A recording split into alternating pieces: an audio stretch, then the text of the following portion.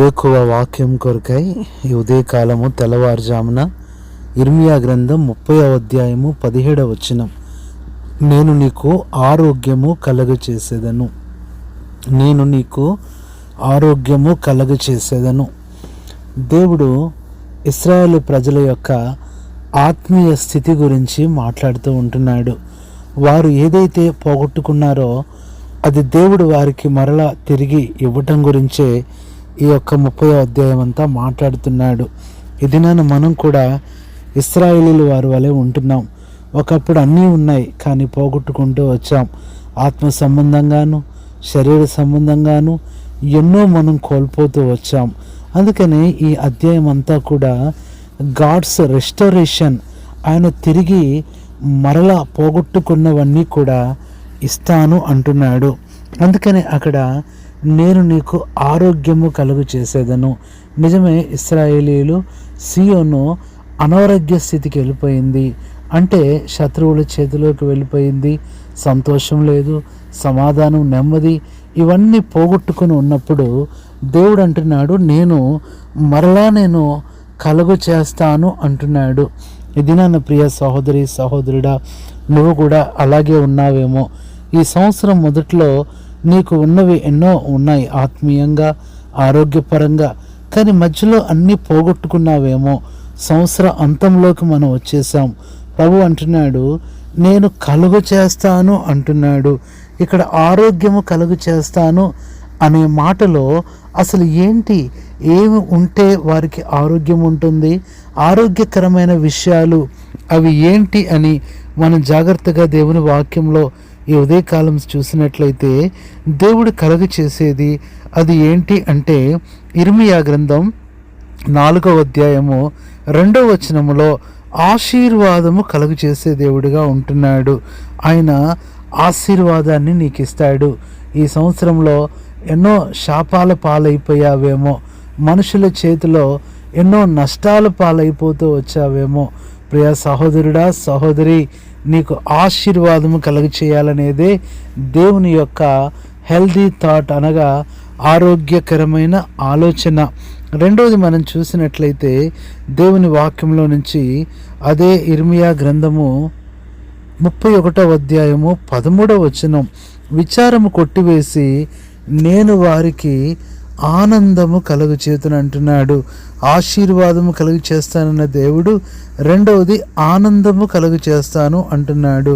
మూడవది ఇర్మియా గ్రంథం 27:11, నేను వారికి నెమ్మది కలుగు చేతును.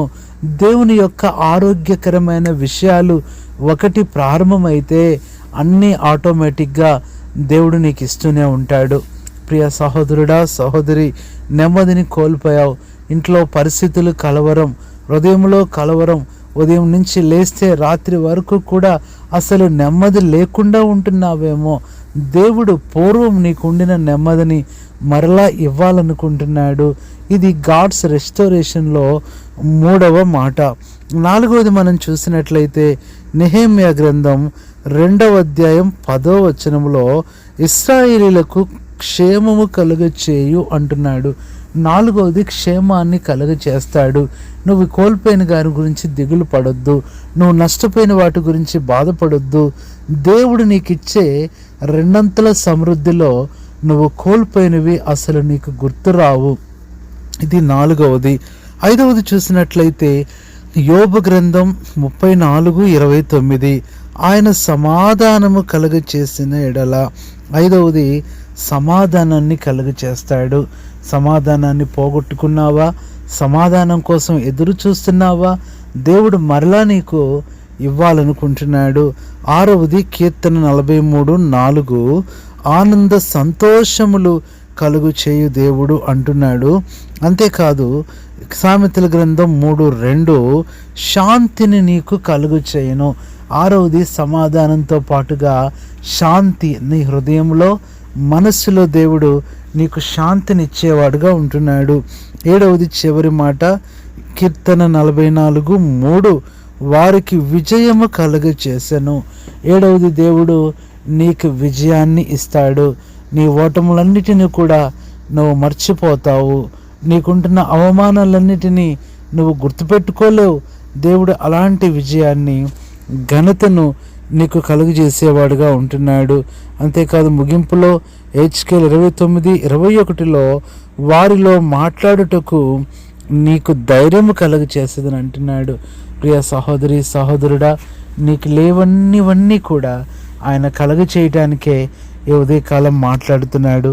నువ్వు ధైర్యంగా ఉండు, నమ్మకంతో ఉండు, విశ్వాసంతో ఉండు. తప్పనిసరిగా ఇవన్నీ దేవుడు నీకు కలుగ చేసి నీకు మేలు చేస్తాడు, నీకు సహాయం చేస్తాడు. ఈ దినమే దేవుడు మరలా ఈ గాడ్స్ రెస్టోరేషన్ అనుభవంలో వీటన్నిటినీ నీకు కలుగ చేయాలని నీ కొరకు ప్రార్థన చేస్తాం. పరిశుద్ధుడైన తండ్రి, యేసు ప్రభు నామంలో వందనాలు. ఈ మాటలు వింటున్న మా ప్రియులను జ్ఞాపకం చేసుకోండి. వారికి మరలా కలుగు చేస్తానన్నారు. ఆరోగ్యము కలుగు చేస్తాననే విషయంలో వారికి ఆరోగ్యకరమైన 7 విషయాలు గుర్తు చేశారు. ఈ మాటలు వింటున్న బిడ్డలందరికీ ఆ 7 అంతల ఆరోగ్యకరమైన విషయాలు కలుగు చేసి ఈ దినమే తోడుగా ఉండి నడిపించమని మా ప్రభువైన యేసుక్రీస్తు నామంలో ప్రార్థిస్తున్నాము తండ్రి. ఆమేన్. మన తండ్రి అయిన దేవుని ప్రేమ, మన ప్రభువైన యేసుక్రీస్తు కృప, పరిశుద్ధాత్మ అన్యోన్య సహవాసం మనందరికీ సదాకాలము తోడయుండి నడిపించునుగాక. ఆమేన్.